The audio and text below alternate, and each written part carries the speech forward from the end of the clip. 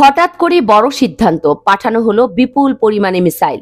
দ্বিতীয় বিশ্বযুদ্ধের পর একটা দীর্ঘ সময় প্রায় ৭০ থেকে ৭২ বছর ধরে যা ঘটেনি, রাশিয়ার মূল ভূখণ্ডে আক্রমণের পরিকল্পনা বা আক্রমণের অনুমতি সেটা কিন্তু যুক্তরাষ্ট্র করে ফেলেছে।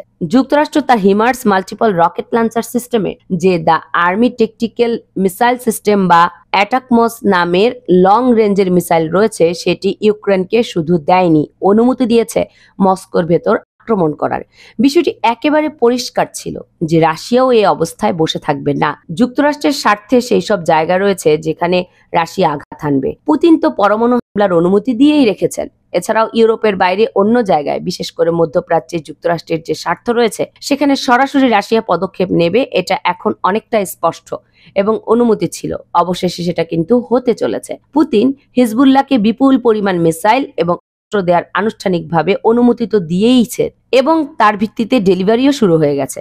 তার অর্থ দাঁড়ায় রাশিয়ার তৈরি এসব অস্ত্র নিয়ে যুক্তরাষ্ট্র এবং তার মিত্রদের বিরুদ্ধে ঝাঁপিয়ে পড়ো। প্রথম ধাপে হিজবুল্লাহকে যে বিপুল পরিমাণে মিসাইল ডেলিভারি দিয়েছে রাশিয়া, সেই চালানের কিছুটা আটক করার দাবি করেছে ইসরায়েল। আর এই বিন্দুমাত্র পরিমাণ মিসাইল আটক করে ইসরায়েলের মাথা ঘুরে গেছে যে রাশিয়া আসলে কি পরিমাণ মিসাইল হিজবুল্লাহকে ডেলিভারি দিয়েছে। হিজবুল্লাহকে রাশিয়ার এই ডেলিভারি দেয়া এবং আটক করা নিয়ে ইসরায়েলের সংবাদ মাধ্যম জেরুজালেম পোস্ট তাদের সংবাদ শিরোনাম করেছে যে আইডিএফ খুঁজে পেয়েছে রাশিয়ার 2020 সালের প্রোডাকশন লাইনে তৈরি করা বিভিন্ন ধরনের মিসাইল এবং অস্ত্র। চালানে বিভিন্ন ধরনের জিনিস ছিল, যেমন মিসাইল, অস্ত্র, বিভিন্ন ধরনের জ্যামার ও নানা রকম ছোট আগ্নেয়াস্ত্র। এর সবই রাশিয়ান মেড। দক্ষিণ লেবাননের সীমান্ত এলাকা থেকে এই চালান আটক করেছে ইসরায়েলি সেনাবাহিনী আইডিএফ। জেরুজালেম পোস্ট আরো নিশ্চিত করেছে যে এর থেকেও বড় চালান ইতিমধ্যে রাশিয়া হিজবুল্লাহর কাছে পৌঁছে দিয়েছে। প্রথমে আইডিএফ কিন্তু এমনটাই ধরে নিয়েছিল যে অস্ত্রগুলো হয়তো ইরানের তৈরি, তবে তারা যখন এগুলো যাচাই বাছাই করে এবং এগুলোর ধরন দেখে নিশ্চিত হয়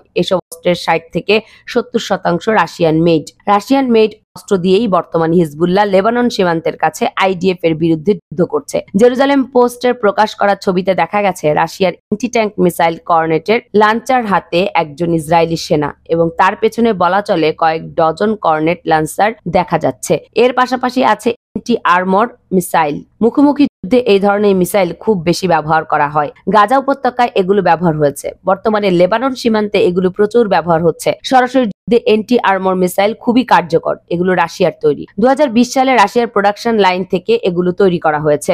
যেহেতু ইউক্রেনের সাথে মুখোমুখি যুদ্ধ কম হয়েছে, তাই রাশিয়া এগুলো ব্যবহার করেনি। অ্যান্টি আর্মর মিসাইল ছাড়াও রাশিয়ার তৈরি অ্যাসল্ট রাইফেল, যা সেমি অটোমেটিক, এ ধরনের অ্যাসল্ট রাইফেল দিয়েই হিজবুল্লাহর 90% মুখোমুখি যুদ্ধ করছে। রাশিয়ার তৈরি অ্যাসল্ট রাইফেল গুলোই সীমান্ত এলাকায় ব্যবহার হচ্ছে। এই বিষয়টাও নিশ্চিত করেছে ইসরায়েলের আইডিএফ এবং তারা বলছে এই অঞ্চলে হিজবুল্লাহকে অ্যাসল্ট রাইফেলের যোগানদাতা রাশিয়া। এবং যে মিসাইলটি নিয়ে ইসরায়েলের সব থেকে বেশি চিন্তা এবং যুদ্ধক্ষেত্রের মোড় পুরোপুরি ঘুরিয়ে রেখেছে সেটা হলো রাশিয়ার তৈরি 9M113 cornet anti tank missile, যেটিকে ন্যাটো রিপোর্টিং নামে বলা হয় AT-14 স্প্রিগান। 1998 সালে সর্বপ্রথম রাশিয়ান বাহিনীতে যুক্ত হওয়ার পর এই অ্যান্টি ট্যাঙ্ক মিসাইলগুলো যুদ্ধক্ষেত্রে তার কার্যকারিতা এবং শত্রুর ট্যাঙ্ক ও আর্টিলারিকে প্রতিহত করার সক্ষমতা দেখিয়েছে। সেটা একটা নজিরবিহীন ঘটনা। 2019 সালে রাশিয়ার যে এক্সপোর্ট ডাটা রয়েছে সেখান থেকে নিশ্চিত হওয়া গেছে এই কর্নেট অ্যান্টি ট্যাঙ্ক মিসাইল এক একটির দাম প্রায় $26,000 এবং এই $26,000 একটি মাত্র মিসাইল $1 মিলিয়ন ড্যামেজ করতে পারে। বর্তমানে পৃথিবীর যে কোনো শক্তিশালী ট্যাঙ্ককে, এবং তথ্য বলছে এর নতুন টেকনোলজি যে লং রেঞ্জের মিসাইল রয়েছে সেটা সর্বোচ্চ 8 থেকে 10 কিলোমিটার দূরে থাকা যে কোনো ধরনের ট্যাঙ্ক বা যে কোনো ধরনের টার্গেটে আঘাত করতে পারে।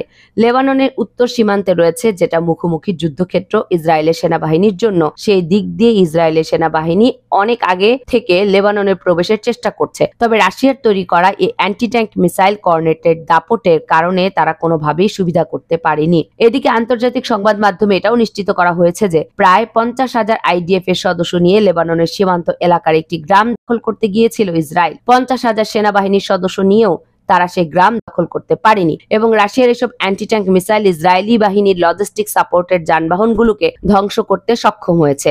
সিরিয়ার ভেতর রাশিয়ার নিয়ন্ত্রণে যে বন্দর রয়েছে, আইডিএফ দাবি করছে সে বন্দর দিয়ে প্রচুর পরিমাণে অস্ত্র রাশিয়া হিজবুল্লাহর জন্য আনছে। সেখান থেকে পণ্যগুলো খালাস করে সরাসরি লেবাননের ভেতর রাশিয়া সাপ্লাই দিচ্ছে এবং রাশিয়ার এই বিপুল পরিমাণ অস্ত্র সাপ্লাই পাওয়ার পরই হিজবুল্লাহ আইডিএফ এর বিরুদ্ধে সীমান্ত এলাকায় আগের থেকে আরো বেশি আগ্রাসী পদক্ষেপ নিতে পারছে, এমন দাবি কিন্তু করছে ইসরায়েল।